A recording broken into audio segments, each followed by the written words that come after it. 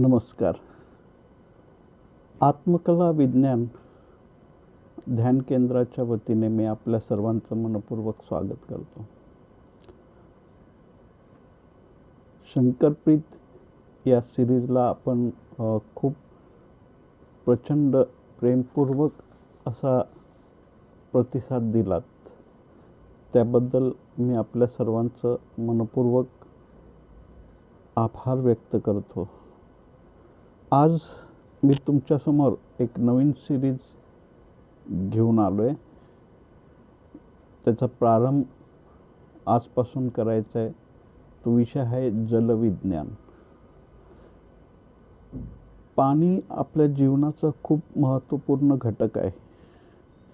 पृथ्वीवर पाणी हे अंतरिक्षातनं आलं असं काही वैज्ञानिकांचं मत आहे.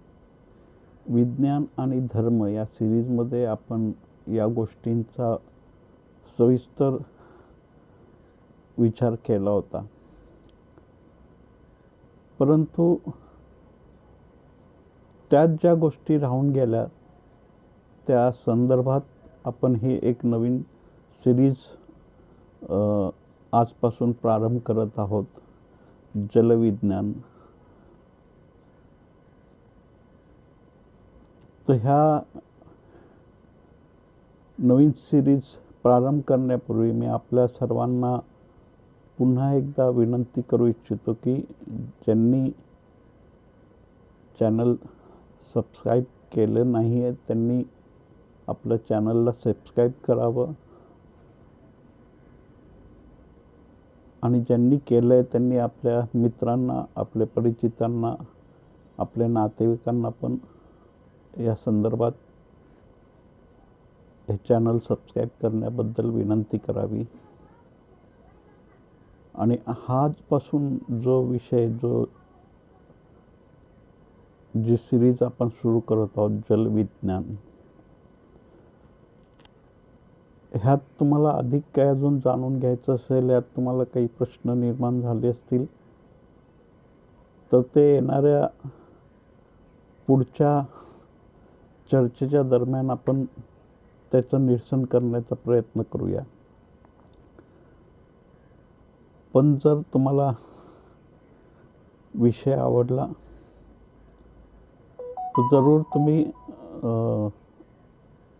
लाईक करा, कॉमेंट्स करा, किंवा त्याच्याबद्दल काही मत असेल तर आपले मत पण आपण मांडू शकता.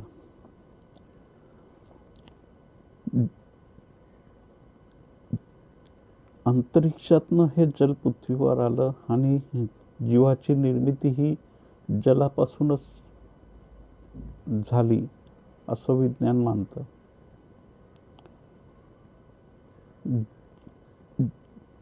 जल आपल्या जीवनासाठी किती महत्त्वपूर्ण घटक आहे आपल्याला सगळ्यांनाही याची कल्पना आहे.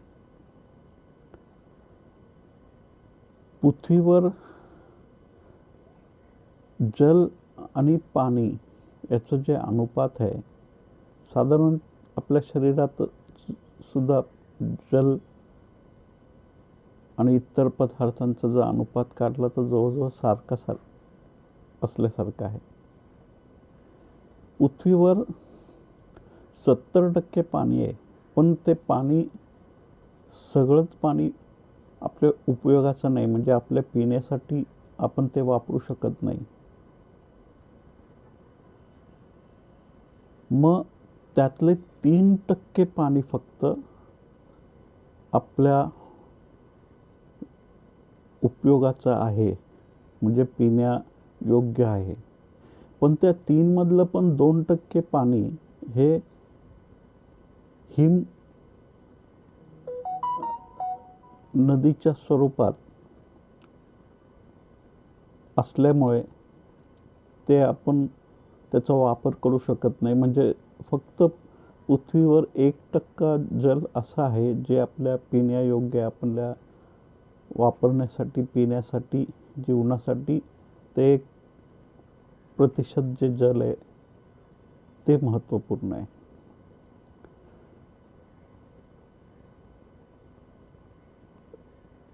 जल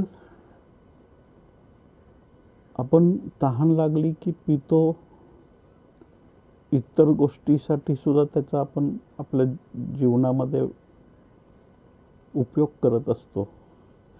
पण जल एक उपचार, एखाद्या रुग्णावर, एखाद्या आजारावर उपचार म्हणून सुद्धा पाण्याचा वापर होऊ शकतो, जल तत्वाचा वापर होऊ शकतो, याची आपल्याला कदाचित कल्पना नसेल. पण सर्वात प्रथम जलपद्धतीने उपचार करता येऊ शकतो याचा शोध इराणमधले एक डॉक्टर फेरेदून बातमंगेलिज या डॉक्टरांनी ह्याचा शोध लावला. 1931 साली इराणमध्ये यांचा जन्म झाला होता आणि वैद्यकीय शिक्षणासाठी म्हणून ते नंतर इराणवरनं लंडनमध्ये सेंट मेरीज मेडिकल कॉलेजमध्ये त्यांनी आपलं पुढचं शिक्षण पूर्ण केलं, वैद्यकीय शिक्षण. तिथून पदवी संपादन करून लंडनमध्येच सेंट मेरीज मेडिकल हॉस्पिटलमध्ये त्यांनी आपलं कार्याला सुरुवात केली. तिथे काही वर्ष त्यांनी काम केलं. त्याच्यानंतर त्यांना असं वाटलं की आपण आपल्या मायभूमी जाऊन तिथं सुद्धा काहीतरी करावं, तिथल्या लोकांसाठी सुद्धा वैद्यकीय क्षेत्रासाठी काहीतरी करावं, या उद्देशाने ते लंडनवरनं पुन्हा 1987 साली आपल्या मायदेशी इराणमध्ये परत आले. पण त्यावेळेला तो जो काळ होता,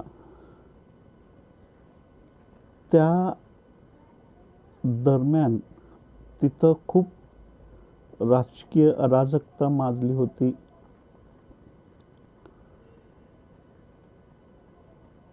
आणि खूपच अराजक स्थिती त्या काळामध्ये तिथं बरीच उलथापालथ चालू होती राजकीय स्तरावर सुद्धा.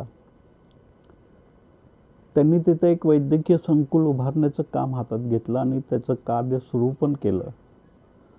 पण काही लोकांना त्यांचं कार्य आवडलं नाही.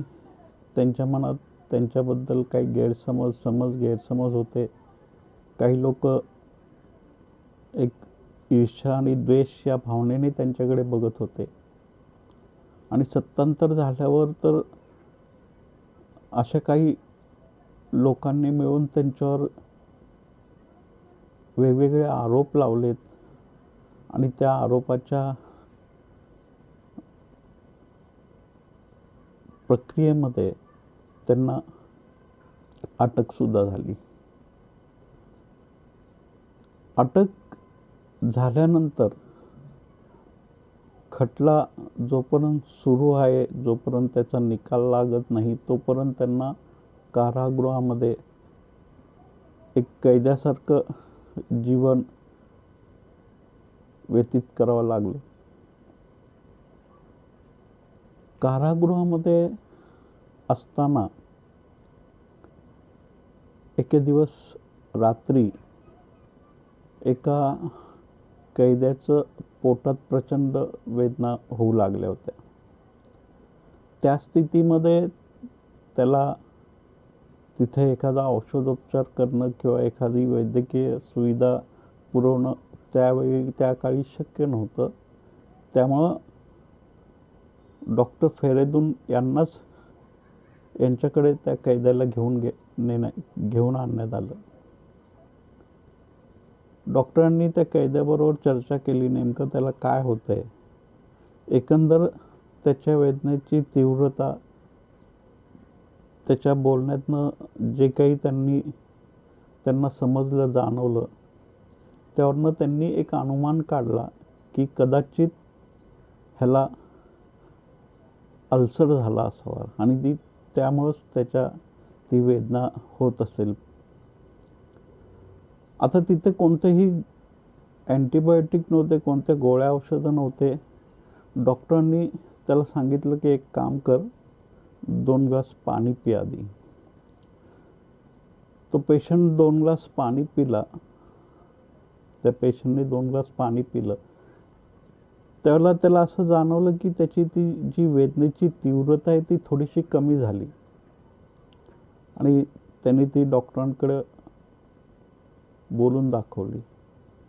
डॉक्टरांना मग असं सुचलं की त्यांनी कैद्याला सांगितलं की इथून पुढं 1-1 तासांनी 1-1 ग्लास पाणी तो पीत राहा. त्याच्या डॉक्टरांच्या सल्ल्याप्रमाणे त्या कैद्यानी 1-1 तासानंतर पाणी पिण्यास सुरुवात केली आणि हे पाणी पित असताना त्याची तीव्रता हळूहळू वेदनेची कमी होत होत ती पूर्णपणे निघून गेली. ज्यावेळेला त्या कैद्यानी डॉक्टरांना सांगितलं त्यावेळेला स्वतः डॉक्टरांना सुद्धा आश्चर्याचा धक्का बसला. कारण त्यांना सुद्धा कल्पना नव्हती की फक्त पाण्याने एखाद्या कुठल्याही गोळ्या औषधाशिवाय एखादा रोग कसा काय बरा होऊ शकतो, एखादा आजार कसा काय बरा होऊ शकतो. मग त्यांनी प्रयत्नपूर्वक त्यावर कारागृहामध्येच संशोधन सुरू केलं. कारण बरेच कैदी त्यावेळेला वेगवेगळ्या आपल्या शारीरिक त्रास, जे आजार असतील, जे समस्या असतील ते घेऊन त्यांच्याकडे यायचे आणि ते वेगवेगळ्या आजारासाठी वेगवेगळ्या पाण्याची कशा पद्धतीने पाणी प्यायचं, किती प्रमाणात प्यायचं, किती वेळात प्यायचं, हे फक्त ते सांगत गेले आणि त्याची नोंद ठेवत गेले. आणि आश्चर्याची गोष्ट म्हणजे त्यांनी बऱ्याच कैद्यामध्ये बऱ्याच रुग्णांना या फक्त जल उपचार पद्धतीने ठीक केलं, कोणत्याही औषध गोळ्याशिवाय. तर ज्यावेळेला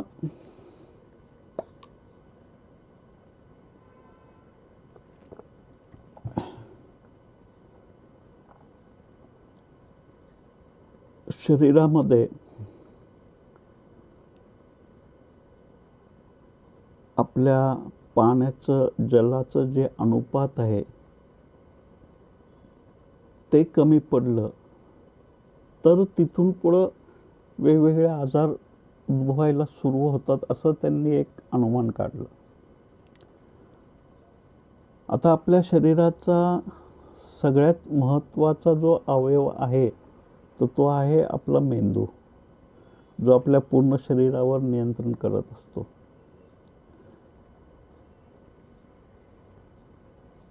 मेंदू हे पण निर्णय घेत असतो की जे जल, जे रक्त, जे ऑक्सिजन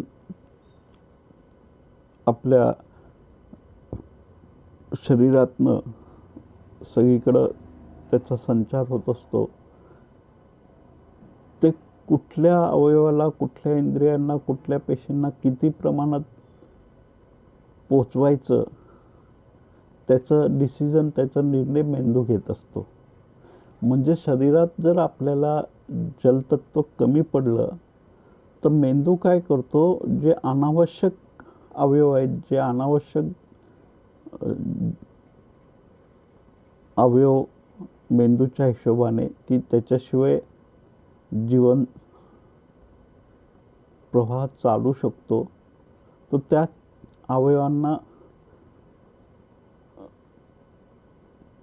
रक्त, ऑक्सिजन किंवा पाण्याचा पुरवठा कमी करतो आणि जे आवश्यक गोष्टी आहेत जीवनासाठी, जे प्रमुख अवयव आहे त्यांना तो रक्त पुरवठा, ते ऑक्सिजन, ते जल मिळावे यासाठी तो निर्णय तो मेंदू आपला घेत असतो. त्यामुळं ज्याला आपण सांधेदुखी म्हणतो, तो पण एक प्रकारचा आपल्या शरीरामध्ये जलतत्वाचा कमी होण्याचा आजार आहे. कारण सगळ्यात आधी मेंदू आपले जे जॉईंट्स असतात, जे सांधे असतात, त्यांच्याकडे जाणारा जे जल आहे त्यांचं प्रमाण कमी करतो, त्याचं रक्तपुरवठा कमी करतो, त्यातलं ऑक्सिजन कमी करतो आणि महत्त्वाच्या इंद्रियांना, अवयवांना त्याचा पुरवठा कसा होईल याचा निरीक्षण मेंदू करत असतो, नियंत्रण मेंदू करत असतो. पण वैद्यकीय शास्त्रामध्ये जितकं पण संशोधन झालं आहे, ते सगळं संशोधन हे रसायनशास्त्रावर आधारित आहे. म्हणजे एखादं रसायन शरीरात गेलं तर त्याची क्रिया प्रतिक्रिया कशी होते त्याचा आधार घेऊन वेगवेगळे औषध निर्मित केले जातात. आणि जल म्हणजे एक अक्रियाशील द्रावक असल्यासारखं त्याच्याकडे पाहिलं जातं. म्हणजे एक फक्त सॉल्व्हंट असल्यासारखं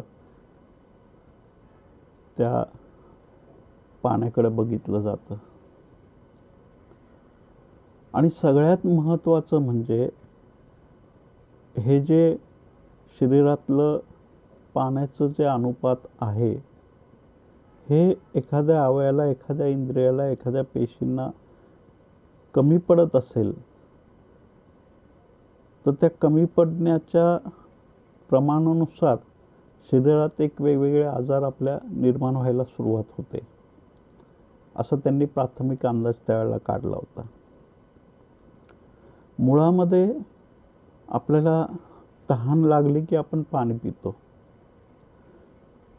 पण लहानपणी ज्यावेळेला एखाद्या मुलाचा जन्म झालेला असतो, त्या बाल्यावस्थेमध्ये त्याला त्याच्याकडे भाषा नसते, तो बोलू शकत नाही. त्यामुळे ज्यावेळेला त्याला तहान लागते त्यावेळेला तो रडत असतो. आणि ज्या वेळेला तो रडतो त्यावेळेला आईला वाटतं की त्याला भूक लागलेली आहे आणि त्या दृष्टिकोनातनं त्याला पाणी देण्याची जोपर्यंत ते लहान असतं बाळ तोपर्यंत पाणी दिलं जातं त्याला. पण जसजसं त्या एका विशिष्ट